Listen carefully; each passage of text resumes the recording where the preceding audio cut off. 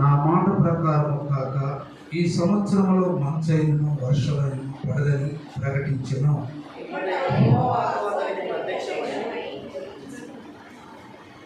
నీవు ఇచ్చటి నుండి తూర్పునకు పోయి యోర్దానుకు ఎదురుగా ఉన్న కేరీతు వాగుల దగ్గర దాగి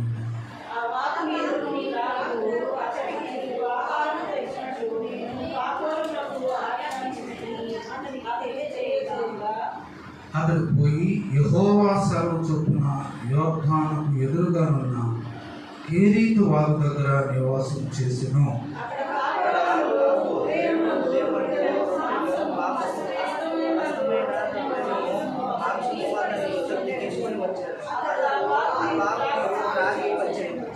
కొంతకాలమైన తర్వాత దేశంలో వర్షం లేక నీరు ఎండిపోయింది.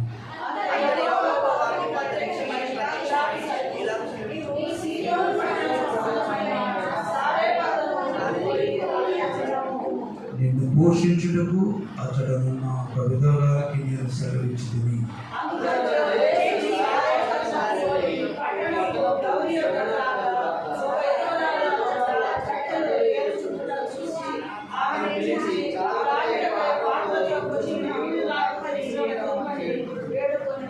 ఆమె నీళ్లు తేబోచుండగా అతడు ఆమెను మరలా పిలిచి, నాకు ఒక రొట్టె ముక్కను నీ చేతిలో తీసుకొని రమ్మని చెప్పాను.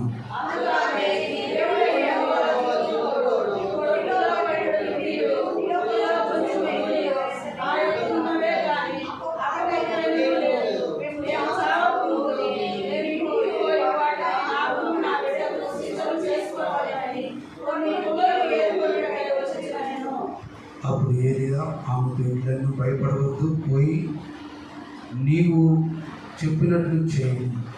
అయితే అందులో నాకు ఒక చిన్న అప్పము మొదట చేసి నా ఎదుగు తీసుకురాము, తర్వాత నీకును నీ బిడ్డకును అప్పంగా చేసుకును.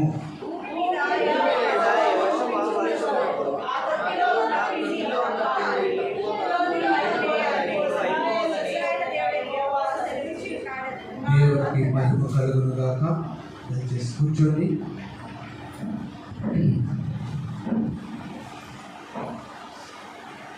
భూమి మీద యెహోవా వర్షం కురిపించు వరకు ఆ తొట్టిలో పిండి తక్కువ కాదు, తొట్టిలో నూనె అయిపోయింది.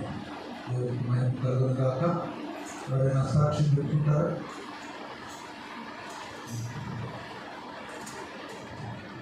సాక్ష్యం చెప్పండి. చాలామంది సాక్ష్యాలు పెట్టుకోవడానికి భయపడుతున్నారు. ఎస్, దేవునికి స్తోత్రం. మీ అందరికీ నా వందనాలు. నా సాక్ష్యం ఏంటంటే, మరి ఇంతకుముందు ఒకసారి చెప్పినాను నేను.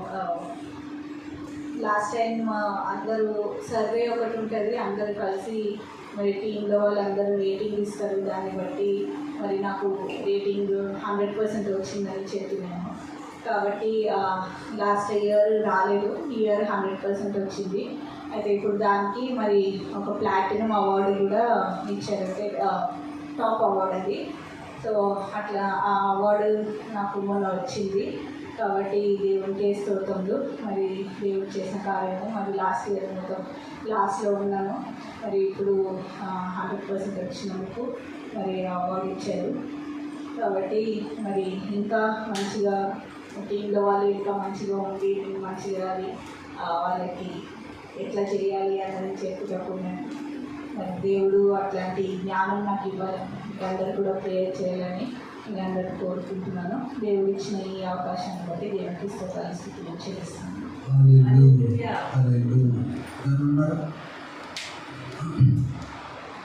సరే, ఇచ్చిన సాక్ష్యాన్ని బట్టి దేవుడు మహిమ చిన్న పాట పాడుతున్నాం. శరణ పుష్పమాశూలం నీతి శాలెము రాజుకు ప్రాణేశ్వరి. శరణ పుష్పమాశూలం నీతి శాలెము రాజుకు ప్రాణేశ్వరి. వధువు సంగమా ప్రేమకు ప్రతిరూపమా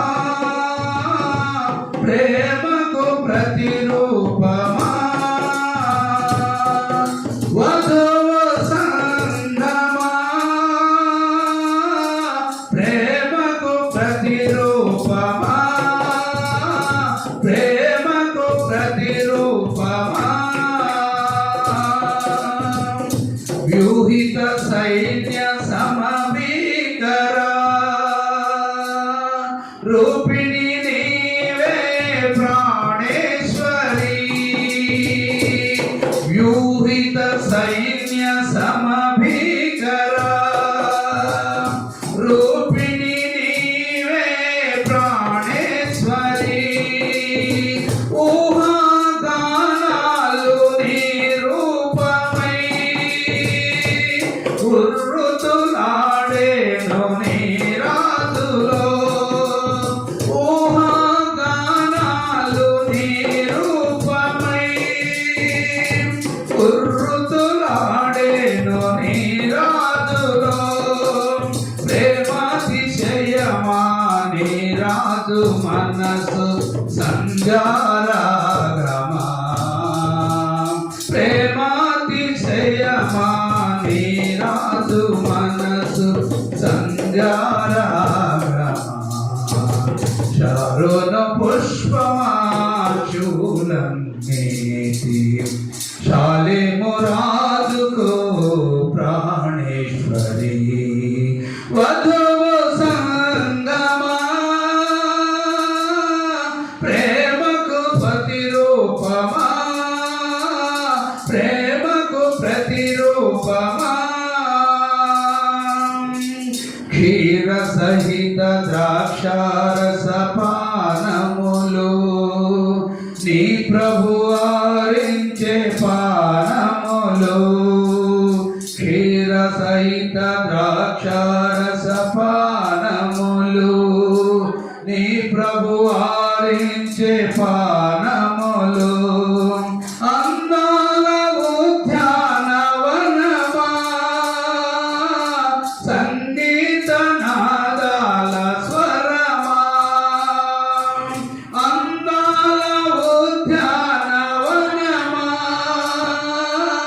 సంగీత నాదాల స్వరమా ఆత్మీయ రాగమా ఆనంద తైలమా నీ ప్రియుని స్వాస్థ్యమా ఆత్మీయ రాగమా ఆనంద తైలమా నీ ప్రియుని స్వాస్థ్యమా శారోన పుష్పమా శూలం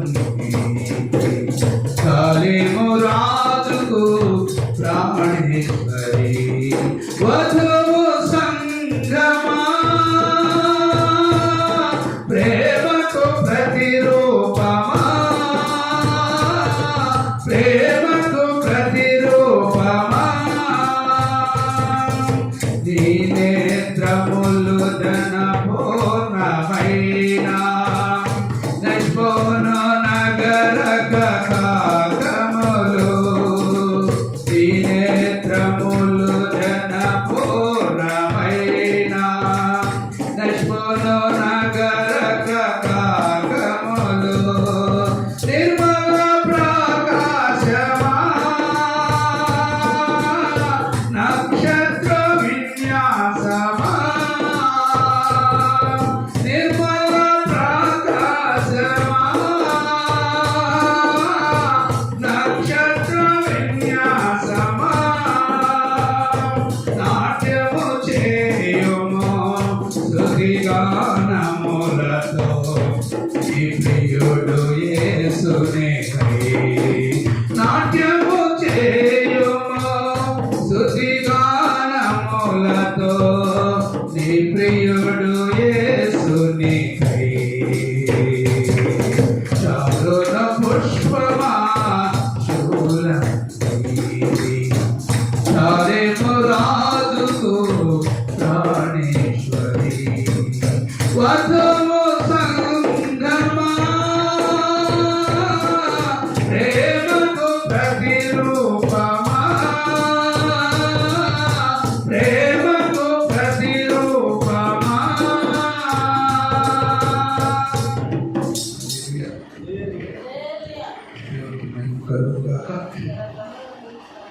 చదువుకున్నటువంటి చదువుకున్నటువంటి భాగం చూస్తున్నాం.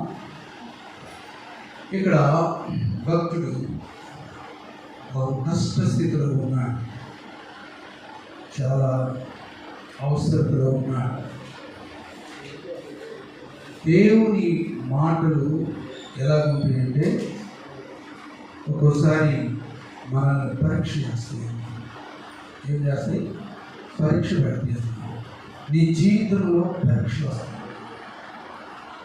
ఆ పరీక్షలకు ఎక్కడ పరిష్కారం అంటే దేవుని సన్నిధిలోనే పరిష్కారం. దేవుని మాటలు వినకుండా, దేవుని వాక్యాన్ని త్రోసివేసి, దేవుని సన్నిధిలో ఉండకుండా, ప్రవక్తల మాటలు వినకుండా తిరుగుబాటు చేయించినటువంటి రాసు అహాబు దగ్గరకు వెళ్ళి ఇలాగ ప్రవచించు అని భక్తులతో మాట్లాడుతున్నప్పుడు ఏమని ప్రవచించమన్నాడంటే, యెహోవా జీవముతోడు నా మాట ప్రకారం కాక ఈ సంవత్సరంలో మంచైనను వర్షమైనను కురవదు. ఎవరు మాటలు కాక?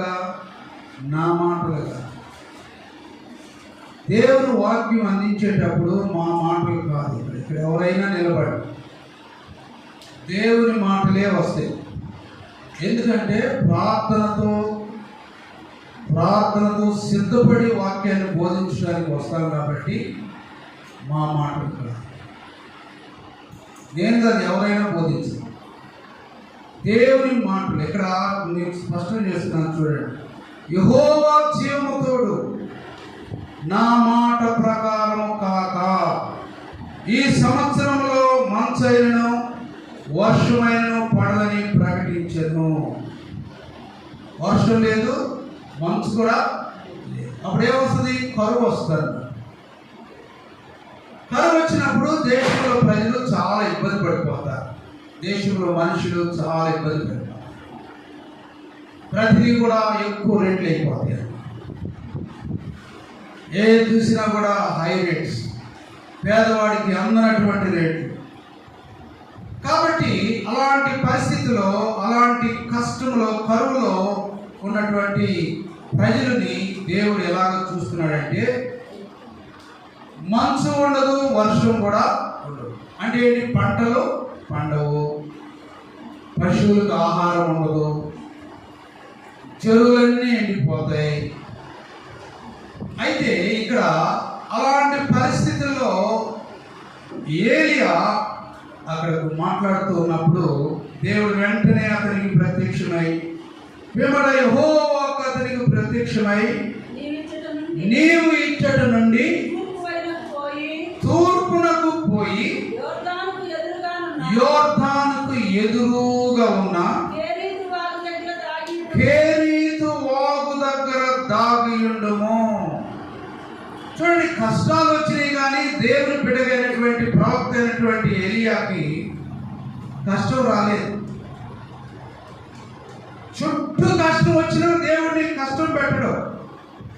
చుట్టూ కరువు వచ్చినా నీ ఇంట్లో కరువు ఉండదు. చుట్టూ రోగాలున్నా నీ ఇంట్లో రోగం ఉండదు. నీ గుడారంలో ఏ రోగం కూడా ప్రవేశిస్తానమాట. ఆయన తన శక్తితో నింపుతాడు. ప్రవచించమన్న తర్వాత ప్రవచించాడు. ఆ తర్వాత ఏలియాతో దేవుడు ఏమంటున్నాడంటే, నీవు తూర్పునకు పోయి యోర్దానుకు ఎదురుగా ఉన్న కేరీతు వాగు దగ్గర దాగియుండుము. యోర్దానుకు ఎదురుగా ఉన్న కేరీతు వాగు, ఆ వాగు దగ్గర దాగియుండుమంటే అక్కడ ఈ ప్రవచనం చెప్పి అక్కడికి వెళ్ళి ఉండు. నేను నీకు కాకోలములతో ఆ వాగు నీరు నీవు త్రాగవలెను, అచ్చటికి నీకు ఆహారము తెచ్చినట్లు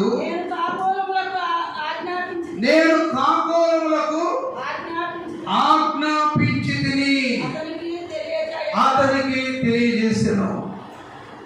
చూడండి, కరువులో, కష్టాల్లో, ఇరుకుల్లో, ఇబ్బందుల్లో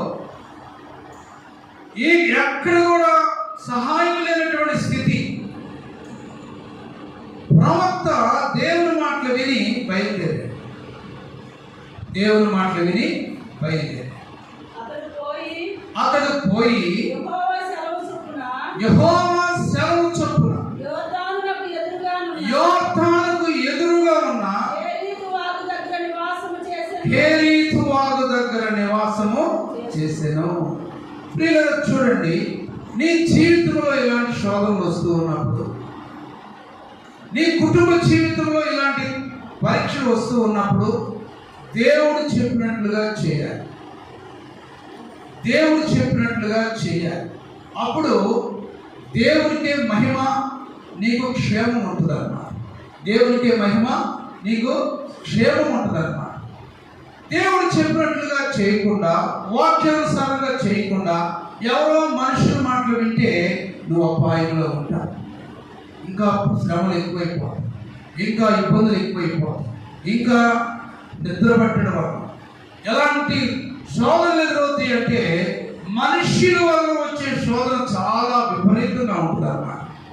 దేవుడు చెప్పినట్లు చేస్తే కరువులోనైనా, ఇరుకులోనైనా, వ్యాధిలోనైనా, బాధలోనైనా ఆయన మాట వింటే నీవు బాగుపడు. చూడండి, యోహాను సువార్త దేవుని యొక్క వాక్యంలో గమనించినట్లయితే, యోహాను సువార్త అక్కడ యేసు ప్రభు వారు ఆ విందులో ఉన్నప్పుడు తల్లి దగ్గరికి వచ్చి అడుగుతాడు. 2వ అధ్యాయము, యోహాను సువార్త 2వ అధ్యాయము 3వ దినమున గలిలయలోని కానాను ఊరిలో ఒక వివాహం జరిగెను. యేసు తల్లి అక్కడ ఉండెను. యేసును ఆయన శిష్యులను ఆ వివాహంలో పిలువబడి ద్రాక్షారసం అయిపోయినప్పుడు యేసు తల్లి లేదని ఆయనతో చెప్పగా, ఇక్కడ మొదటి వివాహం జరుగుతుంది, రెండవ వివాహం జరుగుతుంది, కానా వివాహము. మొదటి వివాహము యోధన తోటలో జరిగింది. రెండవ వివాహము ఇక్కడ పాత నిబంధన గ్రంథంలో ఇక్కడ కానా వివాహం. ఈ వివాహంలో యేసు తల్లి ఇద్దరు ఆహ్వానించబడినప్పుడు అక్కడ ఏమైపోయింది? ద్రాక్షారసం అయిపోయింది. అసలు మెయిన్ డిష్ ఏంటంటే వైన్, ద్రాక్షారసం. అది అయిపోయింది. ఇక అది లేకపోతే నువ్వు ఎండన పెట్టు, వాళ్ళకు తృప్తి ఉండదు. కాబట్టి యేసు తల్లి వచ్చి ద్రాక్షారసం లేదని ఆయనతో చెప్పగా, యేసు ఆమెతో, అమ్మా, నాతో నీకేమి పని, నా సమయం ఇంకనూ రాలేదు. ఆయన తల్లి పరిచారకులను చూచి, ఆయన మీతో చెప్పినది చేయడను. Simple answer. ఎలా ఇంతమంది జనం వస్తే కుమారుడే కదా, దేవుని కుమారుడు కదా, తల్లి కదా, ఎంతమంది జన సమూహం వస్తే అయిపోవాల్సింది అయిపోతే ఏది ఇంకా సమయం రాలేదన్నా ఏదో ఒకటి చేయాలందా? కుమారుడు అలాగన్నాడా? నేను చెప్పినట్లుగా మీరు చేయండి. బైబిల్ వాక్యం అంతా నేర్చుకోవాలి. Learning is most important for believers. విశ్వాసులు నేర్చుకోవడానికి చాలా ముందుండాలి, వేగిరపడాలి. అక్కడ తల్లి స్థానంలో ఉన్న కుమారుడి మీద దౌర్జన్యం చేయలేదు, లేకపోతే కుమారుడిని నిందించలేదు. ఎంతమందికి అవమానం జరిగితే ఏంటి మాట్లాడుతున్న వాళ్ళే వెంటనే తిరిగి వెళ్ళిపోయింది. నీ జీవితంలో అలాంటి అనుభవం ఉంటే నీ భార్య దగ్గర, నీ భర్త దగ్గర, నీ పిల్లల దగ్గర శోధన ఉండు. ఎందుకంటే నువ్వు జ్ఞానమైనటువంటి స్త్రీలు కాబట్టి ఈ మాట అంటే ఏ శోధన వచ్చిందో, ఏ కోపం వచ్చిందో, ఎక్కడ మనసును నచ్చుకుంటారో అని తిరిగి వెళ్ళిపోతావు. మరియా అలాగా చేసింది ప్రేమైనటువంటి దేవుని బిడ్డ. చాలా స్త్రీల్లో చాలా మంది మరియకున్నటువంటి జ్ఞానం లేదు. యేసు ప్రభు దగ్గరకు వచ్చింది సొంత కుమారుడే, అయ్యా ద్రాక్షారసం అయిపోయింది, ప్రజలందరూ గోల చేస్తారు, ఇప్పుడు ఏం చేయమంటే, అమ్మా, నా సమయం ఇంకా రాలేదు, మీరు వెళ్ళిపోవాలి. తల్లి వెళ్ళిపోయిన తర్వాత ఎంత సమాధానం వచ్చిందో చూడండి. యూదుల శుద్ధీకరణ ఆచారము 2-3 తూములు పట్టు 6 రాతి బాణలు అక్కడ ఉంచబడెను. యేసు ఆ బాణలు నీళ్లతో నింపమని వారితో చెప్పగా, వారు వాటిని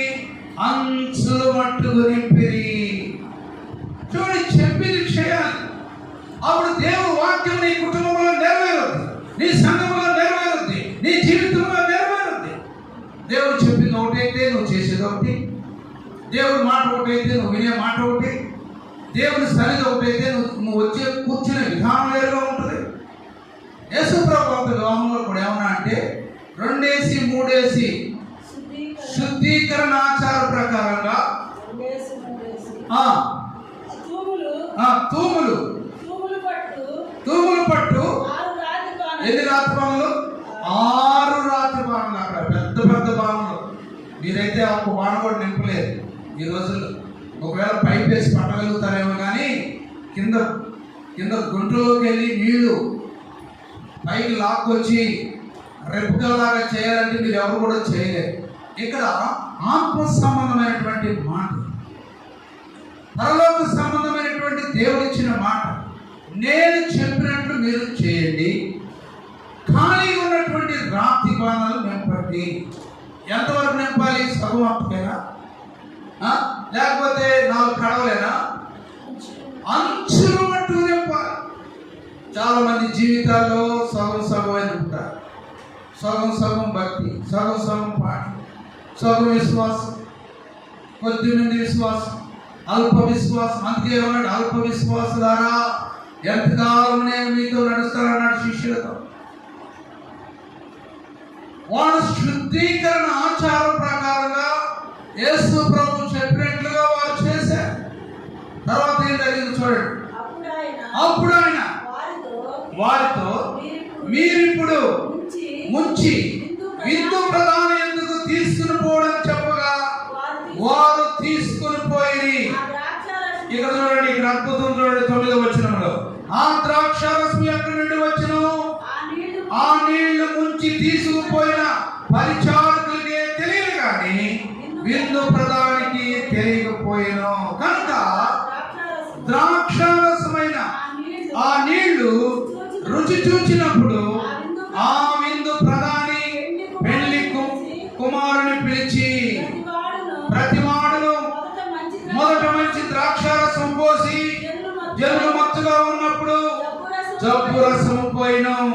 నీవైతే ఇది వరకు మంచి ద్రాక్షారసము తీసుకుంచుకొని ఉన్నావని అతనితో చెప్పారు. చూడండి, దేవుని మాట విని దాని ప్రకారం చేయవాడు 30 60 100 ఫలించను. చెవులు గలవాడు విననుగాక. దేవుని మాట విని, వాక్యాన్ని విని నువ్వు చేస్తే నీ జీవితంలో అవమానం అనేది ఉండదు, నిందలు ఉండవు, శ్రమలు ఉండవు, కష్టాలు ఉండవు, వేదనలు ఉండవు. ఎప్పుడైతే వాక్యాన్ని అనుసరించి వాక్యం చెప్పినట్లుగా చేస్తావో అప్పుడు నీ జీవితంలో సంతోషము, సమాధానము, ఎంతో కృప, గిడ్డి నిండి పొరుచున్నటువంటి అనుభవం నీ జీవితంలోకి వస్తుందన్నమాట. ఆశ్చర్యపోయారు వివాహంలో కూర్చున్న వాళ్ళందరూ కూడా. యజమాని వచ్చారు, ఆయన దగ్గరికి వచ్చి ఏమంటున్నారంటే, అయ్యా అందరూ మొదట డబ్బు రసం పోస్తారు, తర్వాత ఇలాగ చెప్పినప్పుడు దేవుడు కార్యం చేసే ప్రియమైనటువంటి దేవుడు పెట్టారు. ఆ 9వ వచనం మళ్ళీ చదువుకుంటే, ఆ ద్రాక్షారసం ఎక్కడి నుండి వచ్చనో ఆ నీళ్లు ముంచి తీసుకుపోయిన పరిచారకులే తెలియదు కానీ విందు ప్రధానికి తెలియకపోయిన. కనుక ద్రాక్షారసమైన ఆ నీళ్లు రుచి చూచినప్పుడు ఆ విందు ప్రధాని పెళ్లి కుమారుని పిలిచి ప్రతివాడును మొదట మంచి ద్రాక్షారసము పోసి జనులు మత్తుగా ఉన్నప్పుడు జబ్బు రసము పోయింది. నీవైతే ఇది వరకు మంచి ద్రాక్షారసం ఉంచుకున్నావని అతనితో చెప్పాను. ప్రియమైనటువంటి దేవుని బిడ్డలారా, సంగమా, ఏదైనా కానీ చెప్పింది చేయాలి. ఏలియా జీవితంలో మనం చూస్తే కేరీతు వాగు దగ్గరికి వెళ్ళమన్నాడు, ఆ తర్వాత సారేపతి విధవరాల దగ్గరికి వెళ్ళమన్నాడు. దేవుడు చెప్పినట్టు చేయాలి.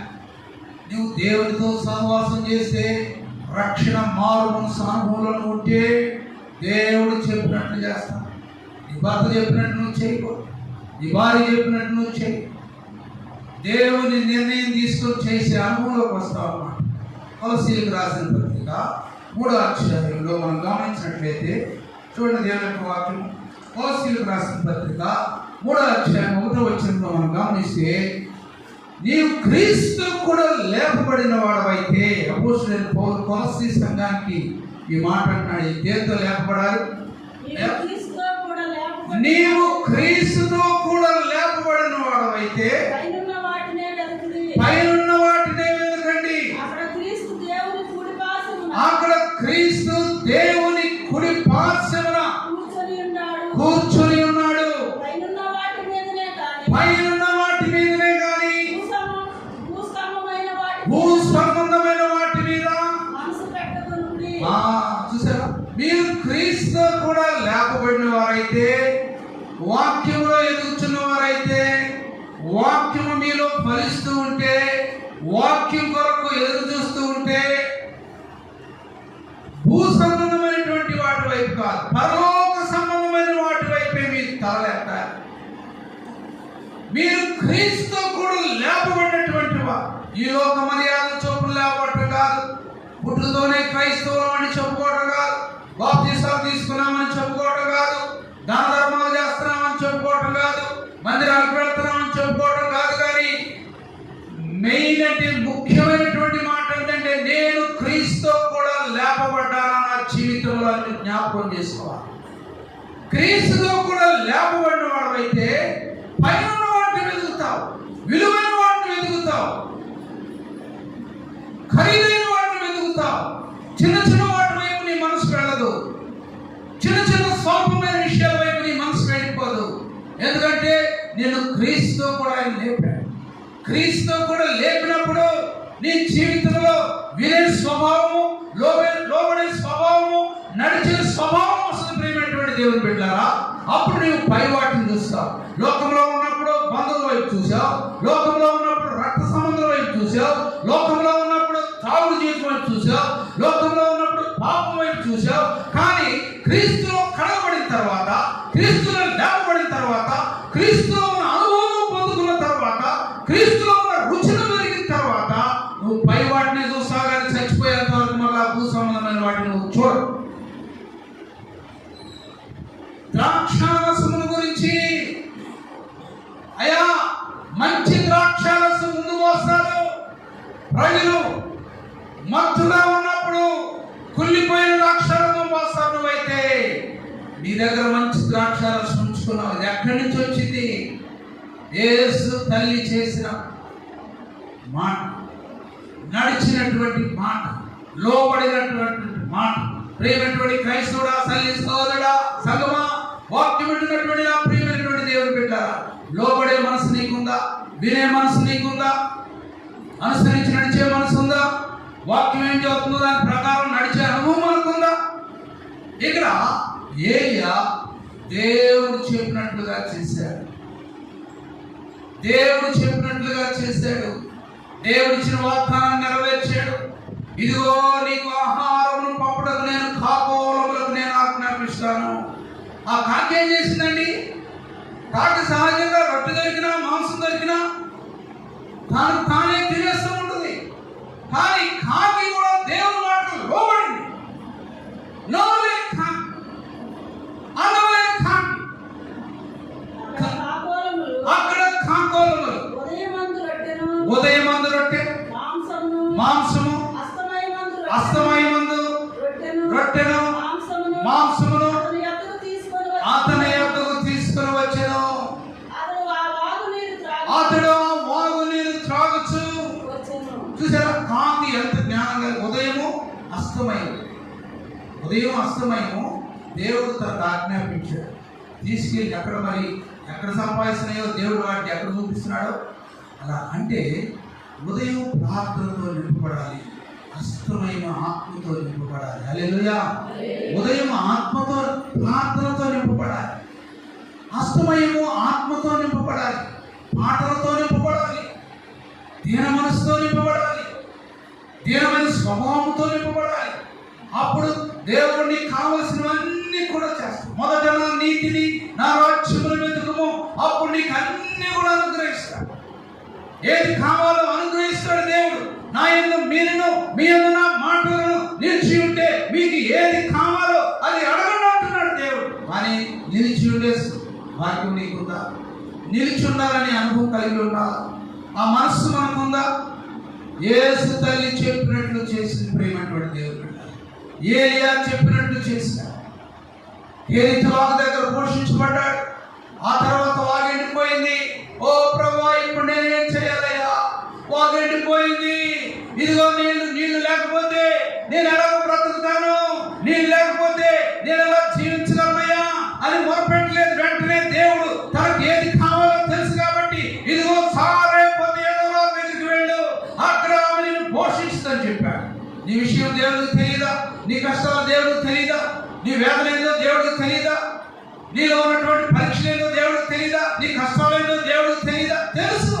కానీ ఎప్పుడైతే దేవుని మాట వింటావో, ఎప్పుడైతే దేవుడు చెప్పినట్టు చేస్తావో, ఎప్పుడైతే నీ హృదయం అనుసరించకుండా, నీ శరీర సంబంధమైనటువంటి ఆలోచన అనుసరించకుండా వాక్యానుసారమైనటువంటి మనసు కలిగి ఉంటావో, అప్పుడు నీ జీవితంలో కష్టాలే రావు.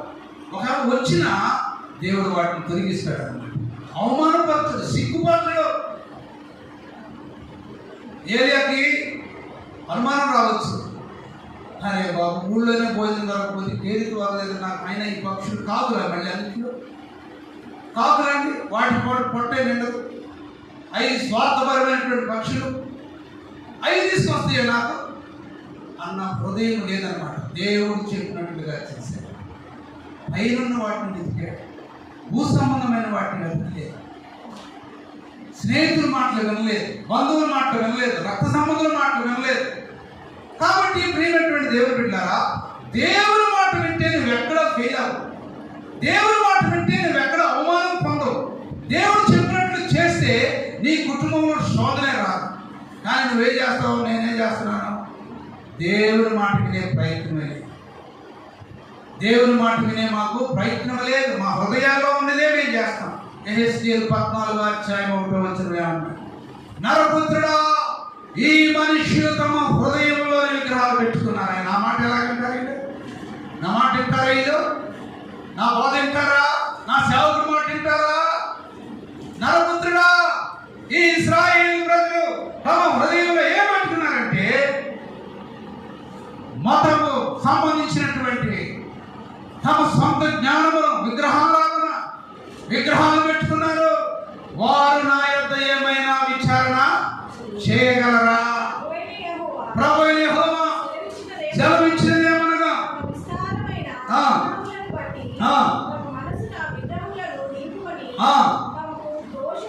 దోషము పుట్టించు అభ్యంతరములు పెట్టుకొని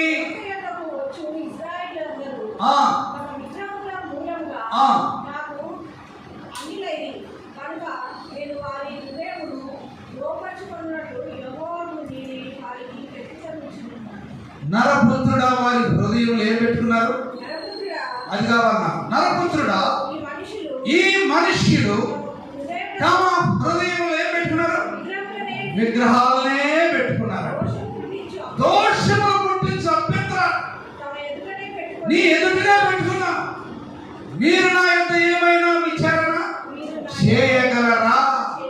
నువ్వు ప్రార్థన చేస్తే నీ అభ్యంతరాలన్నీ నీ ముందు కనపడతాయి. ప్రభు అంటున్నా, వారు హృదయాల్లోనే విగ్రహాలు పెంచుకున్నారండి. మొండివారు అయిపోయారండి. దేవుని వాక్యం వినరండి, దేవుని బోధ వినరు, విగ్రహాలు పెట్టుకున్నారు. విగ్రహాలు అంటే ఏదో బొమ్మలు కాదు, ఏదో దేవతలు కాదు. ఈ హృదయంలోనే ఒక మొండి విగ్రహం ఉందన్నమాట. లోబడని విగ్రహం ఉంది. దేవుని వాక్యం వినలేనటువంటి హృదయం నీలో ఉంది. కాబట్టి ఆ విగ్రహం తీసివేసుకుంటే ప్రభు నీ మొర ఆలకిస్తాడు, ప్రభు నీకు సహాయం చేస్తాడు, ప్రభు నీకు తోడుగా ఉంటాడు. కానీ విగ్రహాలు ఎప్పుడైతే నీ హృదయంలోంచి తీసివేస్తావో, దేవుని వాక్యం ఎప్పుడైతే వింటావో, నువ్వు క్రీస్తు కూడా లేపబడినాన్ని చెప్పుకుంటున్నావు, కానీ క్రీస్తు కూడా ఇంకా లేపబడలేదు. క్రీస్తు కూడా ఇంకా నువ్వు జీవించలేదు. నీ మనస్సు ఎక్కడ ఉంటుందో, నీ శరీరం ఎక్కడ ఉంటుందో, నీ బాడీ ఎక్కడ ఉంటుందో నీకే తెలియదు. నరపుత్రుడు వారి హృదయాలు ఏంటంటే ఏది బాధి లేదు, రోజునే బాధి. ప్రియులను చూడండి, నిన్ను మోసం చేసే బాధ, నీ కుటుంబాన్ని పోటు చేసే బాధ, నీ హృదయంలో భక్తిహీనతను కలిగించే బాధ నువ్వు బాగా వింటావు. 2 చెవులు పెట్టి 2 కళ్ళు తెరిచేస్తావు. కానీ నీకు ఆత్మ సంబంధమైనటువంటి లాభం కలిగేటువంటి మాటలు నీకు వినవను. నరపుత్రుడా, వారి విగ్రహాలే పెట్టుకున్నారు, వారి హృదయం నాకు దూరంగా ఉన్నాయా, నువ్వెంత బోధ చేసిన వారు వింటలేదు. అందుకే వారు ఈ లోక సంబంధమైనటువంటి ఐక్య విచారంలోనే ఉంటున్నారు, ఈ లోక సంబంధమైనటువంటి ఎన్నో కష్టాల్లో ఉంటున్నారు. కాబట్టి ప్రియమైనటువంటి దేవుని బిడ్డారా, దేవుని మాట విని ఎప్పుడైతే నువ్వు ముందుకు సాగుతావో, దేవుని వైపు లేచి నువ్వు క్రీస్తు కూడా లేపబడినవాడైతే, క్రీస్తు ముద్ర నీలో ఉంటే, క్రీస్తు సాక్ష్యం ఈ భూలోకంలో నీ మీద ఉంటే ఏమంటాడు? ఇదిగో క్రీస్తు ముద్ర నా శరీరమును నేను ధరించి ఉన్నాను, ఇక ఎవడు కూడా నా అభ్యంతరము పెట్టకూడదు. క్రీస్తు ముద్ర నీవు వెళ్తుంటే క్రీస్తు ముద్రలు నీలో కనబడాలి, నువ్వు మాట్లాడుతుంటే క్రీస్తు ముద్రలు నీలో కనబడాలి, క్రీస్తును కలిగిన జీవితం ప్రజలు నీలో చూడాలి. ఆదికాండం 12వ అధ్యాయంలో అబ్రహాముతో దేవుడు పిలిచినప్పుడు మొట్టమొదట వయసులో 70 సంవత్సరాల వయసులో ప్రభు మాట్లాడుతున్నాడు, నేను నీకు చూపించే దేశంలోకి వెళ్ళము. అయ్యో ప్రభా, నువ్వు రాకురాకునని పిలుచుకున్నావు, ఈ లోకంలో నాకు బాగున్నది, నాకు వెండి బంగారము, ఓ ఎంతో మంది పనివారు, ఎంతో మంది ఎంతో పశువులు ఉన్నాయి, ఈ వయసులో నన్ను పిలుచుకున్నావు, నన్ను ఇక్కడి నుంచి వెళ్ళిపోమంటున్నావు. How can it is possible? ఎలాగైతే సంభవము? నా వల్ల కాదు ప్రభా, నేను రాలేను ప్రభా, నేను పోలేను ప్రభా అన్నాడా? నువ్వు అంటావు, నువ్వైతే కథమని అనేసేస్తావు. ఎందుకంటే నువ్వు క్రీస్తు కూడా లేపలేనటువంటి జీవితం కాదు, క్రీస్తులో శ్రమలు అనుభవించే జీవితం కాదు, క్రీస్తు కూడా శ్రమలు అనుభవించే జీవితంలో నువ్వు లేవన్నమాట. నీవు క్రీస్తు కూడా లేపబడ్డవాడైతే భూ సంబంధమైన వాటి మీద మనసు పెట్టవు, పరలోక సంబంధమైనటువంటి ఆత్మ సంబంధమైనటువంటి వాటి మీద మనసు పెట్టి నీ జీవితంలో బాగుపడతావు, నీ కుటుంబాన్ని బాగు చేస్తావు, నీ కుటుంబానికి ఒక కీర్తి తీసుకొస్తావు. కానీ నువ్వు ఎప్పుడైతే క్రీస్తు లేపబడలేదో, ఎప్పుడైతే నువ్వు క్రీస్తు లేపబడకపోతావో, నీలో వచ్చే అన్ని కూడా నువ్వు భరించాల్సిందే. అబ్రహాము దేవునికి వాక్యం అన్నప్పుడు, యెహోవా నీవు లేచి నీ బంధువుల యొద్ద నుండి నీ తండ్రి ఇంటి నుండి బయలుదేరి నేను నీకు చూపించు దేశములకు వెళ్ళు, నిన్ను గొప్ప జనముగా చేస్తాను, నేను ఆశీర్వదిస్తాను, నీ నామమును గొప్ప చేస్తాను, నీవు ఆశీర్వాదంగా ఉంటావు, నేను ఆశీర్వదించు వారిని ఆశీర్వదిస్తాను, నేను దూషించు వారిని నేను శపించలేను. ఏమంటాడు? భూమి యొక్క సమస్త వంశములన్నీ ఆశీర్వదించబడునని. చాలే, ఈ వయసులో నాకు ఇన్ని ఆశీర్వాదాలు చాలా, ఇంకెంతకాలం బ్రతకపోతున్నాను నేను, ఇంకా ఎంతకాలం బ్రతకపోతున్నాను? 70 సంవత్సరాలు ఆల్రెడీ 70+ అయిపోయినాయి. ఈ ఇంత వయసులో ఈ ముసలితనంలో నాకు ఈ ఆశీర్వాదాలు ఎందుకు? ఇక్కడే ఉంటాను, ఆ చుట్టూ తాగేవాడి మధ్యలోనే ఉంటాను, ఆ సారా తాగేవాడి మధ్యలో ఉంటాను, ఆ కుసుకుసులు చెప్పుకునేవాడు శాస్త్రోక్తులు ఆడేవాడి మధ్యలో ఉంటాను అన్నాడా? అబ్రహాము దేవుడు చెప్పినట్లు అలాగూ చేశాను. ప్రియమైనటువంటి క్రైస్తవ దేవుని యందు విశ్వాసం ఇచ్చినటువంటి వారి సంగమా, వాక్యం ఇచ్చినటువంటి నా ప్రియ సహోదరి సహోదరుడా, అబ్రహాము అలాగా వెలుకని వెళ్ళి దేవుడు చెప్పినట్లు నడిచాడు. దేవుని యొక్క వాక్యంలో మనం గమనించినట్లయితే 11వ అధ్యాయం 15వ వచనంలో మనం చూస్తే, ఆదికాండము ఎందుకనగా నీవు చూచుచున్న ఈ దేశం నీకును నీ సంతానమునకు సదాకాలం ఇచ్చేదంట. దానికి ఏమైనా పురుషాలు ఉందా? నువ్వు అనుకున్నావు ఎప్పుడైనా దేవుడు మాట వింటే అంత ఆశీర్వాదం తెలుసా? దేవుడు వాక్యం వాక్యానుసారంగా నీ మనసు మలుచుకుంటే ఎంత ఆశీర్వాదం తెలుసా? క్రైస్తవుడ, దేవుని పిల్లలారా, సంగమా, వాక్యం వింటున్నటువంటి నా ప్రియ సహోదరి సహోదరులారా, సదాకాలం ఇస్తానన్నాడు. ఒక రోజుతో పోయేది కాదు. ఒక మాంత్రికుడు లేకపోతే ఏదైనా ఒక భవిష్యత్తు జ్ఞానం చెప్పేవాడు ఇలాంటి గ్యారంటీ ఇవ్వాలండి. ఏదో కొంత డబ్బు చేసుకొని, ఏదో నేను మోసం చేసి, ఏదో నీకు ఈ మూడు ఇచ్చి, ఏదో నీకు అంతరం ఇచ్చి, ఏదో ఒక తాయింపు ఇచ్చి నీ జీవితం డబ్బుతో మోసం చేస్తాడు. కానీ నీ జీవితానికి గ్యారంటీ దేవుని సంఘాన్ని నమ్ముకుంటే, దేవుని సన్నిధిని నమ్ముకుంటే నీ జీవితంలో ఎన్ని ఆశీర్వాదాలు. నిన్ను దూషించేవారు నేను క్షమిస్తాను, నిన్ను ఆశీర్వదించేవారు నేను ఆశీర్వదిస్తాను, నీకు వందనాలు చెప్పేవారు నేను ఆశీర్వదిస్తాను, ఇదిగో నిన్ను చూసేవారు నేను చూస్తాను. 10వ అధ్యాయం 15వ వచనంలో ఇదిగో సదాకాలం నేను నీతో ఉంటాను. ప్రియమైనటువంటి దేవుని బిడ్డలారా, సంగమా, ఈ మధ్యాహ్నకాల సమయంలో దేవుని మాట వింటే, దేవుని వాక్యాన్ని వింటే, వాక్యానుసారంగా నడుచుకుంటే, వాక్యంలో ఉన్న సారాన్ని తీసుకుంటే దేవుడిని సదాకాలం దేవుడు ఆశీర్వదిస్తున్నాడు. నీ కుటుంబంలో ఎన్ని కష్టాలు వచ్చినా కానా విందులో జరిగిన అద్భుతాన్ని దేవుడు చేస్తాడు. ఏలియా జీవితంలో చేసిన ఆ సాక్ష్యాన్ని దేవుడు నీ చేతిలో పెడతాడు. ఏలియా ప్రవక్త వర్షం లేదు, మంచు లేదు, కరువు వచ్చేసింది, ఆహాబుతో చెప్పమంటున్నాడు. ఎంత ధైర్యంగా చెప్పాడు. కానీ ప్రవక్త అయినటువంటి ఏలియా విషయంలో దేవుని యొక్క సంకల్పం ఏమిటంటే, నేను నిన్ను పోషిస్తాను, నేను నిన్ను బ్రతికిస్తాను. క్రైస్తవ సంఘమా, తల్లి సహోదరుడా, నీ పట్ల దేవుడికి ఎంత ఆశ ఉందో చూడు, నీ పట్ల దేవుడికి ఎంత సంకల్పం ఉందో చూడు. నువ్వు దేవుని ప్రకారంగా నడిస్తే ఆయన నిన్ను సిగ్గుపడ దేవుడు, నిన్ను నిందలు పాలు చేయడు, నిన్ను అవమానం పాలు చేయడు. వెంటనే ఏలియా బయలుదేరాడు. ఆ కోళ్ళకు ఆహారం వచ్చేసింది, వాళ్ళలో నీళ్ళు ఎండిపోయినాయి. తర్వాత దేవుడు తనతో చెప్పిన మాట ఏంటంటే, నువ్వు శారీపతికి వెళ్ళి అక్కడ ఒక మీద అక్కడ కరువు ఉంది, ఇదిగో ఆమె పొలం ఏర్పడానికి వస్తుంది, ఆమెను పిలువు. అమ్మా నాకు నీళ్ళు ఎత్తురామంటే, అమ్మా ఇదిగో నాకు కొంచెం అప్పు ఎత్తురామంటే, ఇదిగో ఈ ఆఖరి టైంలో నేను నా కుమారుడు ఒక చిన్న అప్పం చేసుకొని చనిపోవడానికి సిద్ధముగా ఉన్నాము నాయన.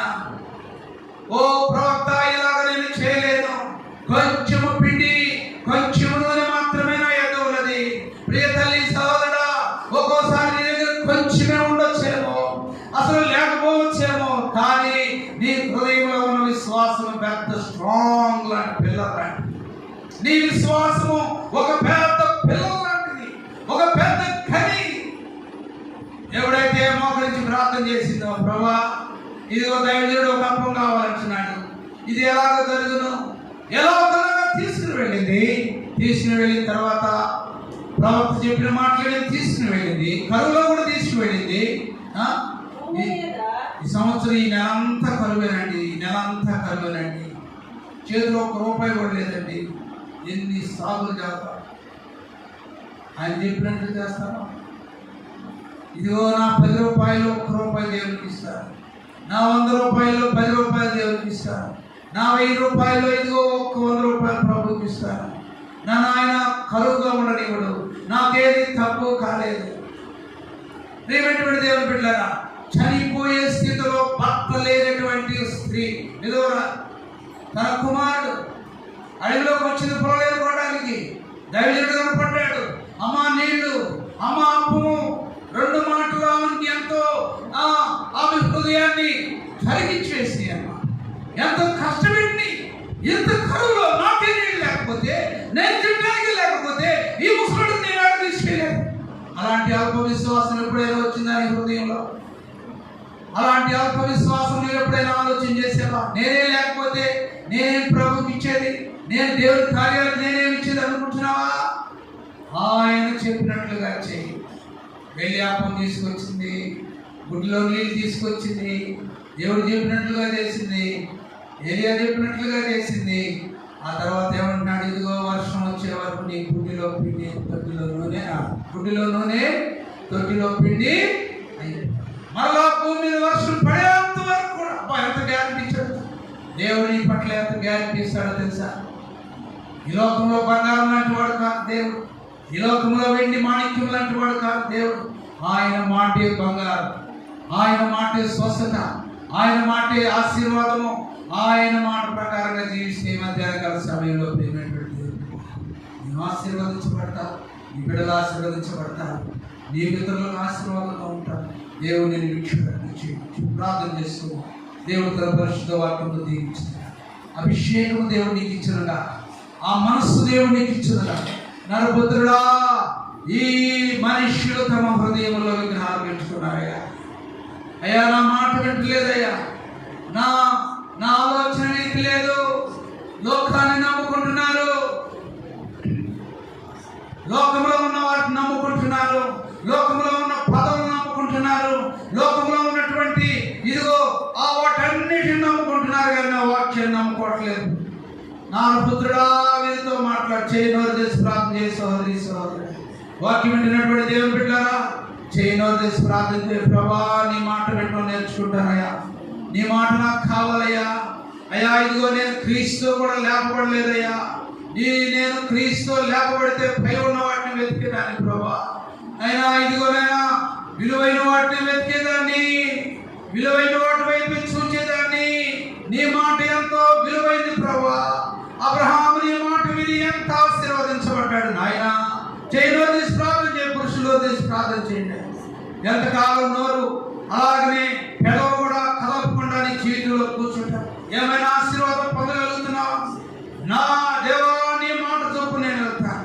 యేసు తల్లి వెంటనే వెళ్ళిపోయి చెప్పింది, 6 బాధలు ఫుల్గా నింపేసింది. నీ జీవితంలో దేవుని కొరకు ఫుల్గా ఉన్నావా? దేవుని కొరకు ఫుల్ఫిల్గా ఉన్నావా? యథార్థమైనటువంటి మనసుతో ఉన్నావా? బాణం నింపగలుగుతున్నావా?